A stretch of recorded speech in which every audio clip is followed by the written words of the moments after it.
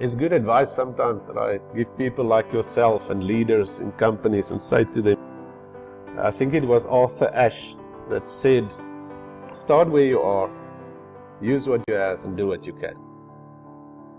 Because sometimes I find myself, going off on this tangent and explaining, for instance, leadership or whatever. And then it becomes a very grand thing. And then I realize, no, we must bring it down to earth now. Because now it's all this, wow, to be a leader is going to be something out of this world. And then actually it's not really, although it might have sounded like that when I described or explained it.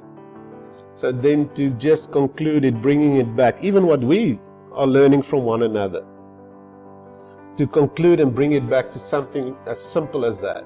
Start where you are, use what you have and do what you can. Because sometimes that's all what is demanded, and that's all that we can actually give. Is now not to think that you must start at some place, as I've drawn the picture with words, and now that is actually the ideal and that's where we need to start. No, you just go back to where you are now and start there. It's a good place to start. Come to think of it, it's the only place you can start, isn't it? You can't now suddenly be something else or project yourself into something else or someone else and then start from there. To be true to yourself is very important. It's very fundamental to be who you are, because that is what you have to give. And then you start there, you use what you have.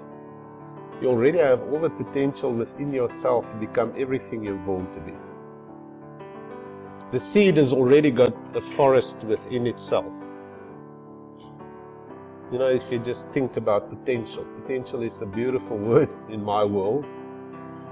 That the potential that you have to become you is already present. It's there. The thing that might trip us up often is that we compare ourselves with someone else. That's not a good thing. It never will be. It never was. You are you. God in His great mercy thought of a person like you. He wanted someone exactly like you. He sort of stepped back and then He said, now I have to build everything into a person to become that.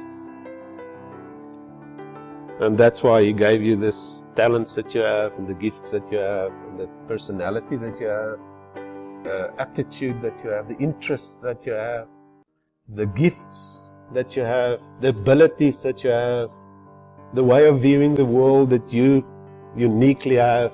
It's all been part of the potential built in you, like the potential in a seed to become a forest. Because from the one seed you can grow one tree. And from that one tree you can, let's say it bears fruit, you can use the seed of those fruit of that one tree and plant more trees. And then from each one of those trees you can use seed from that fruit of those trees and plant more trees. So it's got a kind of exponential growth to become a forest, one seed.